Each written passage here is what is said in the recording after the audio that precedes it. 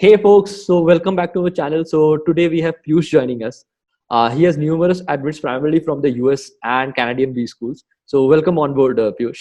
So Thank you. Thank you. yeah, Piyush. So Piyush, before we jump on to the other things, can you just list down the admits you are having and the corresponding scholarships that you have from those colleges? Got it. So I have admits from two Canadian schools, Schulich and Sauder. Uh, at both the places, I have scholarships, which will amount to around 5 to 10% of the total tuition. I have one admit from University of California, Irvine, Mirage School of Business. That is 70% scholarship for the MBA program. Uh, Primarily, my target was to get into Canadian B schools, and hence, like a lot of effort went into applying there. But one thing that you want to get into is there are only a handful of good Canadian schools, right? So, hence my application in the US Business School as well. Got it, Piyush. So before we jump into the various things, Piyush, there are a few things that I want to. So while you're applying to various B schools, be it abroad or in India also sometimes, so there it's a process that you have to go through. Like you have to give your GMAT, GRE, or you have to get a good LOR, SOP, and then maybe get a good interview, and then you're through to the school. So how has your journey Yeah, been? yeah. How has been your GMAT journey been? And if you don't mind, what is the GMAT score and the corresponding breakup? Got it. Uh, Keeping the laying out the facts right up front. GMAT was 720. I think my uh, verbal was 41 and quant was 49. I might have to go back and recheck that. But and it was my second attempt. On the first attempt, I got a slightly lower score. Uh, to tell you things from my perspective, like I'll tell things in hindsight, right? So I'll try to put in what are the steps or which are the areas where I could have improved also. So I think for me, the MBA, like the decision to go for an MBA, started to kicking when I wanted to when I started looking at my short-term and long-term goals more seriously, like where I want to be, what industry do I want to work in future, uh, what will be the income that I want in future, what are the other life aspirations I have, right? So you go through these things. I think everyone thinks through these things uh, uh, sort of in an everyday manner also, but when you put structure to it, when you start to achieve something, MBA is one of those trajectories that you take. So for me, when I finalized on an MBA, like a lot of people, I spoke to a few people and I realized, okay, GMAT is the utmost thing that you need. GMAT to चाहिए. For me, the decision between India and applying abroad, I chose to apply abroad because I had like significant amount of work experience when I planned to apply for an MBA. Typically, top Indian MBA schools, or even for that matter, other MBA schools also, there the I preferred would be a wrong word, but the majority of janta that comes in are with say 2 to 3 years of work experience background, right? These are the people who are willing to come in and completely change into another industry, another function. They are planning to restart their career from a sort of elevated standpoint. And hence, for me, it was a little difficult. I wanted to probably take one or two pivot only in my career and in my profession, and then hence the decision to pursue an MBA abroad, and hence GMAT. Um, so first thing you tackle is GMAT. Like I think get into it, pick out a way you want a coached manner, or you want to do it yourself. Set a target score. Write a lot of mock tests. Uh, I jumped into researching colleges after I had my GMAT score. In hindsight, I think while prepping for a GMAT is a very intensive activity, uh, searching and shortlisting colleges and interviewing with alumni is a passive activity that you can do without taking a lot of stress. So that activity can continue in parallel with GMAT. Both the times when I applied for GMAT, I was like already a little late. My dates were in August and September, which I think is like a little late in that year's application schedule, especially if you're applying to USB schools, right? So, like from experience now, I know if you're applying to USB schools, May, June max, get done with your GMAT. Canadian based schools, October, November max, get done with your GMAT score. Uh, and similarly, there'll be a deadline for each of the countries' schools, right? Because they have varying deadlines. Once this was done, you shortlist the schools that you want to apply to. Uh, and it's like a rule of thumb: the earlier you apply, the better are your chances to get in, and the better are your chances to get a scholarship. So from there on, once you have a list of the schools, then you prioritize, hey, these are the schools I want to target, these are the, hence I'll stick to these deadlines, and there is that complex process that goes into it. One thing I realized very early on, and it worked for me, it might work differently for others. The process of getting an LOR, completing your SOP, prepping for the interview, etc., etc. These are all intensive processes again, and I couldn't multitask. Like I couldn't prep for two colleges at the same time. So what I realized early on was it's better to pick one college, complete the application, and move on to another. Pick one college, complete the application, and move on to another. It might work differently for others, but like just laying it out there, because these are also the other parallel options that people have. And like once you get apply in time, get shortlisted, once you go through the interview, I think in interview you have to be very frank. One very succinct summary of what an interview is I got from the admission team from the Ivy Business School, where they said, like, your application, your GMAT score, your school CGPA, everything is a trailer to you. You are the movie. So, like, no, when you're walking into an interview, we are planning to watch a movie and we'll judge you based on the movie and not on the trailer. So I think when you approach things this way, right, it really creates that it sets things in right context. Like in your SOP, in your GMAT, these are only the highlights from your career that you're putting in a trailer, right?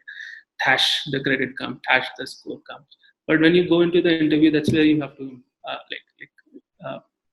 that's where you get the prize. One thing which I think I didn't capitalize on so much was for some colleges I did towards the later part of my application. In the early applications I didn't. Is that you have to really engage with the admission committee. Uh, I think, and especially if you are an international applicant, right?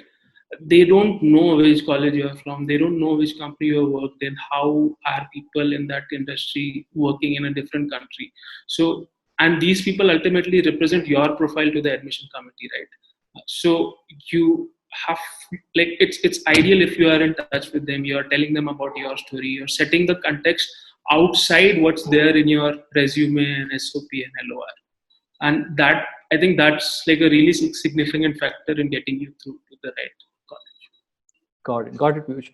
Piyush, just one question I had from your journey is that one of the key reasons you told to basically do an MBA is to basically, elevate your skills in the particular domain you're working, because you don't wanted too many pivots in your career, like you stated. So, can you just give a brief background of what are you doing currently, Yeah, and like how yeah. would MBA help you doing basically, catalyze your progress? Got it. So I out of college, I worked in an MNC in a sales position. It was a technology company, National Instruments, and that experience was very foundational. It has built me into the professional who I am. But at the end of the day, when I'm looking for growth, the industry that satisfied that thirst was the budding startup and the technology industry ecosystem that's there, right? Because when you from working in a conventional industry space to walking into this fast moving environment, right, there are just so many problems for you to solve. Like if you're someone who likes solving problems, if you're sharp about it, if you take if you find pleasure in creating meaning out of solving all these random data points and bringing them together, just there's just an example, then this is a place to be. So for me, fortunately, I, like, because a lot of my peers, and I think this will be true with a lot of us, a lot of our peers are already working in that industry. So I had a sense of how things were going there. So even before I moved into an MBA, I made the shift to the technology industry, and that's where I knew, fine, okay, in terms of industry, I want to stay here. Now, maybe I can change my function, or maybe I can get a step up point because of an MBA that and like knowing these two things, right, significantly helped my MBA journey. Like now I know what are the kind of colleges that I should apply to, because colleges have different sort of curriculums, and their placement records also are based dependent on the industry where they are, right. You can compare these data points for the colleges. Second, knowing the function you want to get into, right, you can now compare the subjects that you're going to learn in the college. And thirdly, just with just these two data points, I knew when I was going in to talk to alumni also, right, what are the topics that I'm going to cover. Because when you're getting into this journey, all you're thinking about is what will happen at the end may what will be the salary and compensation in the company that you'll be working at, right. So having these things clear in your mind, or rather at least having a vague idea of them, helps you in a lot of other processes. Got it. I Yeah, hope I yeah. answered the question. Yeah, that kind I kind of echo your thoughts completely, because I kind of like zeroed down on why to get into the college, what are the reasons for basically doing that, and that kind of helps you Yeah. to basically shortlist those college and just go for it. So yeah, I kind of echo your Yeah. thoughts, Piyush. Moving on to the next bit, and I suppose because you are so focused on the Canadian B schools, IELTS also Mhm. forms a very big part. If you have given IELTS or TOEFL, because they accept TOEFL also, if I'm not wrong. So any Yeah. Yeah. suggestions on that part, like how to basically go about that part? Got it. Got it. Uh, there is like a bit of a lack of resources available for Canadian colleges. So I'll take a step back and I'll just say this, that uh, there are podcasts by Ivy School of Business admission team, and I would say they have done a phenomenal job of covering what goes into an application, Sure. especially for a Canadian business school, and it applies not only to them, I think, to all the other colleges there and even outside Canada. So do go through that. Whether you're applying to IB or not, do go through those podcasts. Second, when it comes to tackling the exams, right, I think GMAT was a requirement for business schools at least. They sometimes allow only through IELTS, but then there are conditions of having a CFA or something else attached along with it. So I didn't get to dive too much into depth in it. Having said that, I had TOEFL, and I think if you're giving GMAT, right, uh, TOEFL will be a cakewalk for you.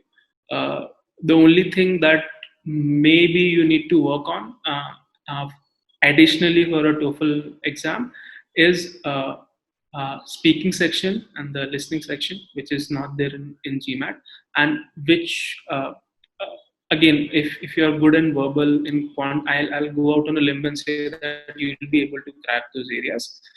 And second is and you have to be mindful about it. Both the exams are testing different capabilities and different skill sets, right? GMAT is a very fast-paced, periodical. Like you have to be very disciplined about your time when you're writing the exam. You have to focus on these things. Same things apply to TOEFL and IELTS also, but to a lesser extent. And the penalty for an error or for missing out on a question is much lesser. So you can be what it results in is that you can be in significantly lesser pressure on yourself, and hence can perform ideally better. Yeah, I got it. I got it completely. So for an Indian, I do understand speaking, even the tonality that we speak is different from an American English. Yeah, So, yeah, so yeah, that's where our marks do get deducted. And hearing, my recommendation will be to watch English movies, English sitcoms, and other things that kind of skills you for and helps you basically grasp that kind of a language or tonality that we're looking out for. yeah. I think uh, one thing, and this is where I think this will be an addition to your advice, uh, for speaking and understanding English as a language, right? I think one thing that has really helped me is whenever you're in your professional context, you do come across these conversations a lot of time, right? Whenever you're talking to someone, right, just be mindful of whether that person is getting the 100% gist of what you're saying or not. If not, ask that person, are you getting what I'm trying to say, right? And like looking out for that feedback, watching out whether what you have communicated, what was there in your head, has reached the other person. Being mindful about it automatically improves your speaking and listening skills. Got it, Piyush. Yeah, Piyush. So those were the questions I had, and I think most of the things will be helping us as well as people who will be applying in future. So thanks a lot Yeah, for your time and all the best. Hope you make it through next year to, because yeah. the virus thing really, like, the planning I goes think over the we have to consider all our plans quite seriously now. Watch out how the space is going to develop, how the government is going to evolve in yeah. North America overall. So Mhm. I think as students, our plates are even fuller than they were last year. Yeah, yeah. Thanks a lot, Piyush. Thanks a lot for Thank you. sparing us time. Thanks. Bye, bye. Thanks for watching the video and do subscribe to our channel for more videos like this.